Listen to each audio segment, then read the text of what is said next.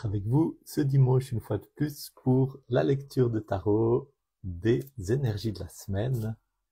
Qu'est-ce qui va venir à notre rencontre comme message pour nous aider à voir plus clair sur nous, à voir plus clair sur ce qui se passe en nous, ce qui se passe autour de nous. Et pendant que je brasse le jeu, je profite aussi de vous inviter. Lundi soir, je vous invite à la dernière séance qui vient conclure tout le cycle de cours de méditation qui s'est déroulé tout au long de cette année, une fois par mois à peu près. Lundi soir, lundi 2 juin à 20h15 sur Zoom. Et le thème, c'est à la rencontre de notre sagesse intérieure à travers le temps. Cette partie de nous, cette partie de nous qui vraiment est à la racine de qui nous sommes et qui transcende le temps, qui est en contact autant avec les blessures comme les ressources du passé, qui est en contact avec le présent, puis qui est en contact aussi avec le devenir, et qui, d'une certaine manière, orchestre notre vie à partir de cette sagesse, cette partie de nous qui connaît les chemins de notre guérison, les chemins de notre croissance, et notamment les chemins pour passer à travers les moments difficiles dans lesquels nous sommes en train de parfois galérer. Cette partie de nous, je dirais que plus on en a conscience, plus on entre dans une sorte de confiance et de lâcher prise à l'égard de cette partie de nous, plus on s'aligne avec elle, et plus l'espace est ouvert, l'espace d'infinies possibilités, même au milieu des grandes difficultés que peut-être certains d'entre vous sont en train de rencontrer. Donc c'est une invitation à participer. Si vous êtes intéressé, vous m'écrivez un petit mot en DM ou bien sur mon site internet. Vous aurez le lien dans la story puis dans le texte qui accompagne ce post. Et je serai très heureux de vous accueillir. C'est toujours des moments très très riches, très profonds, où il y a aussi une dimension de partage, d'encouragement mutuel, d'inspiration les uns et les unes par les autres. Et puis surtout un moment de profonde méditation où les portes de l'écoute, du silence, de l'imaginaire, de l'état légèrement modifié de conscience nous aident à accéder à des dimensions de connaissance et d'ouverture qui sont précieuses, qui sont magnifiques. Voilà, en disant tout ça, je finis de brasser mon jeu. Mon intention, c'est que ce tirage vous rejoigne, vous aide à plus de conscience, plus de guérison, plus d'alignement avec vous-même et tout spécialement avec ces parties les plus lumineuses de vous-même que nous apprenons à connaître au fur et à mesure de notre parcours de vie. C'est même l'enjeu de ce parcours de vie que nous menons. Voilà. Dernier mélange des cartes. Je coupe et je tire la première carte. La première carte, le jugement.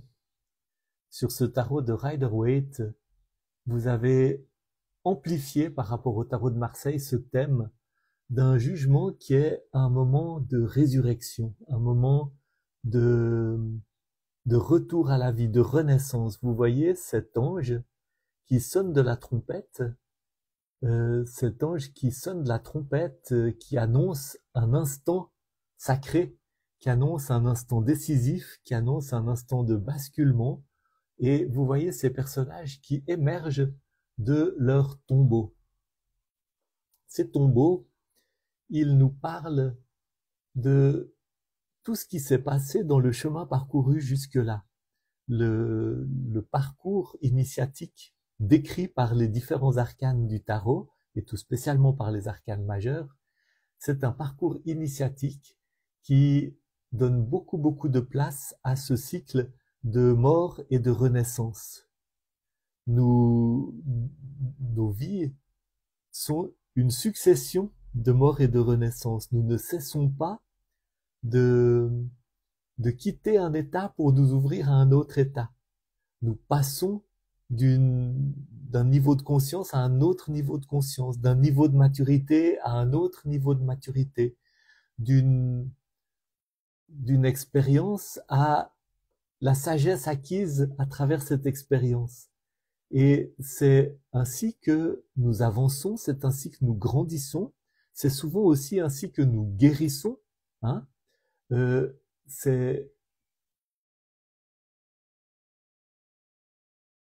n'y a pas de croissance, il n'y a pas de guérison sans aller dans les tréfonds, sans aller explorer les profondeurs, sans aller regarder là où il y a des choses qui ont besoin de sortir de l'ombre, qui ont besoin d'être récupérées, qui ont besoin d'être rachetées, qui ont besoin d'être consolées, qui ont besoin d'être guéries. Et tous ces personnages qui sortent du tombeau comme ça, eh bien, elles ont passé par ce chemin initiatique d'aller dans les profondeurs, d'aller dans cette espèce de mort qui ouvre la porte à la renaissance. Donc, cette carte dit que vous avez derrière vous tout un parcours qui a pas été seulement fait de choses douces et simples et faciles, et que au terme de ce parcours, pas au terme de ce parcours, au terme d'une étape importante de ce parcours, hein, cette carte marque une étape importante du parcours, ça ne veut pas dire qu'il ne va pas encore y avoir des dizaines d'années et d'autres étapes importantes, mais au terme de cette étape importante du parcours où vous êtes maintenant, eh bien, il y a cet appel à entrer dans une nouvelle étape, à entrer dans quelque chose de nouveau, enrichi par tout ce que vous avez appris, par tout ce que vous avez découvert à travers le chemin parcouru jusque-là. Qu'est-ce que c'est cet appel? Qu'est-ce que c'est cet appel qui retentit? Comment l'entendez-vous? De quoi est-il fait? Est-ce que c'est l'appel à une nouvelle attitude par rapport à la vie? Est-ce que c'est l'appel à embrasser une nouvelle sagesse qui a déjà petit à petit éclos en vous? Est-ce que c'est l'appel à laisser derrière vous un certain nombre de soucis, de problèmes, de souffrances qui ne vous servent plus et puis qui ont été résolus aussi par les cheminements que vous avez faits? Est-ce que c'est l'appel peut-être à laisser derrière vous certaines choses qui doivent mourir, certaines relations, certaines attentes par rapport à la vie, certaines attitudes, certaines manières d'interagir avec vous-même, avec les autres ou comme ça? En tout cas, il y a un appel à vous lever, à sortir de quelque chose pour entrer dans quelque chose de nouveau. Et vous voyez, il y a beaucoup d'eau.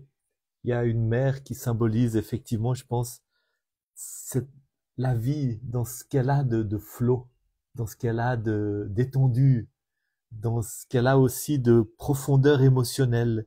Et puis aussi, vous avez tout un paysage et des montagnes au loin qui symbolisent des nouveaux horizons. Il y a de nouveaux horizons pour vous. Embrassez-les, entrez-y. Et puis peut-être qu'il y a un processus qui a encore besoin d'aller jusqu'au bout, de laisser quelque chose derrière vous. Mais cette carte met l'accent sur l'appel maintenant qui retentit à passer à quelque chose de nouveau. Et c'est une carte qui, dans ce sens-là, est remplie de beaucoup d'espoir, beaucoup d'élan vital, beaucoup d'appel. La carte qui sous-tend cela, l'impératrice, un autre arcane majeur. Donc là, ça vient souligner hein, cet appel, ce que je viens de dire sur un appel qui retentit, qui est rempli d'élan vital, parce que l'impératrice, c'est le jaillissement de l'élan vital. Vous voyez ce personnage féminin qui est tout couvert d'attributs qui parlent de fécondité, qui parlent de vie, qui parlent de nature jaillissante, qui parlent d'énergie vitale. C'est une carte de jaillissement de vie, c'est une carte de printemps. Vous voyez le champ de blé, vous voyez la robe couverte de grenades qui sont un symbole de résurrection. Vous voyez ce paysage naturel, luxuriant, magnifique. Et il y a quelque chose d'extrêmement féminin dans ce personnage. Il y a vraiment une dimension de l'accueil et de la vie. Donc, deux arcanes majeurs extrêmement puissants qui sont remplis d'une énergie très positive, qui disent qu'il y a quelque chose du passé que vous pouvez laisser derrière vous et qu'il y a maintenant une étape qui est de l'ordre du jaillissement de la vie, de l'ordre de donner libre cours à la capacité d'enfanter. Et peut-être que cette carte dit que vous avez des choses à enfanter. Dans ce monde, il y a un processus maintenant de partager. C'est aussi une carte qui parle de la bénédiction de la déesse. La déesse, la nature, Gaïa, la vie, qui accueille, qui vous accueille dans ce nouvel élan, qui vous accueille dans cette nouvelle étape de votre existence et qui est là dans une dimension de pourvoir, d'accompagner, de nourrir. Hein. Je tire maintenant la carte qui est sous le paquet et qui dit voilà, ça vous mène dans cette énergie du valet de bâton, l'accueil de cet appel à sortir d'une étape pour entrer dans une nouvelle étape, et symbolisé par le jugement, et de cet appel à un jaillissement de vie, de cet appel à accueillir aussi la bénédiction de la déesse dans votre nouvelle étape de vie. Cela vous introduit dans l'énergie du valet de bâton. C'est une énergie de début de quelque chose, le début de quelque chose qui est en rapport avec votre feu intérieur. Le bâton, c'est le feu. C'est un nouveau projet, c'est une nouvelle création, c'est surtout un nouvel élan d'énergie vitale et qui est au début. Hein, c'est une énergie d'enfant, le valet, c'est une énergie de débutant, c'est une énergie d'apprenti, c'est l'énergie de celui qui commence quelque chose. Donc, une carte qui vient en parfaite cohérence avec les deux précédentes, dire qu'effectivement, il y a une nouvelle étape de votre vie dans laquelle vous allez pouvoir vous occuper, veiller sur un projet ou peut-être simplement sur votre énergie vitale qui va se manifester dans des projets, dans des activités, dans de la créativité, dans toutes sortes de choses belles et pleines de feu justement. Et cette énergie vitale, elle est tout entière soutenue, nourrie par cette énergie profondément bienveillante et extrêmement puissante de l'impératrice, de la déesse. Donc un tirage plein de feu, plein de force, plein d'espoir, plein d'élan, qui fait chaud au cœur, qui fait du bien, qui dit aussi peut-être qu'il y a un certain nombre de choses douloureuses et difficiles qui sont maintenant derrière vous, que vous pouvez passer à autre chose, et qui vous encourage aussi à bien prendre soin de votre feu intérieur, à bien veiller sur vous, peut-être à apprendre d'une manière toute nouvelle à vous occuper de votre feu intérieur et à peut-être aussi à laisser derrière vous, hein, peut-être il y a un aspect de cette mort qui s'exprime là-dedans, de cette mise à mort, laisser derrière vous des choses qui feraient que votre feu intérieur a tendance à être dispersé, à être gaspillé, à être capté par des choses qui ne méritent pas que vous leur consacriez tant d'énergie. Voilà, excellent dimanche à chacune, à chacun, et je vous rappelle aussi mon invitation à vous joindre à moi et à vous joindre à nous, puisque nous sommes toujours un petit groupe de gens très, très, très lumineux, pour ce moment de méditation lundi soir à 8h15, lundi 2 juin à 8h15 sur Zoom, pour découvrir plus profondément cette partie de nous qui transcende le temps et qui éclaire de sa lumière autant notre passé que notre présent que notre avenir, et qui nous donne qui a probablement quelque chose à voir avec cet ange qui sonne de la trompette et qui appelle, et cette partie de nous qui connaît les chemins de notre guérison, de notre croissance à travers la vie. Bon dimanche à chacune et à chacun.